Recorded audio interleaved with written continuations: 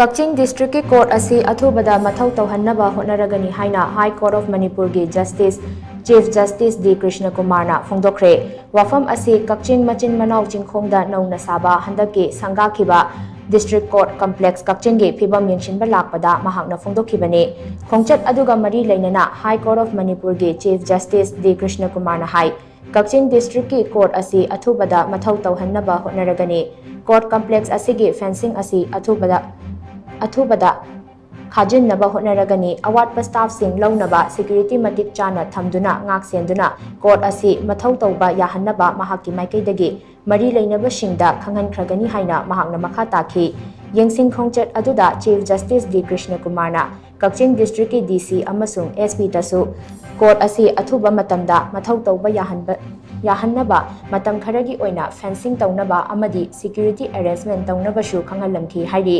Ngarangi yengsing khongchat aduda High Court of Manipur gi Justice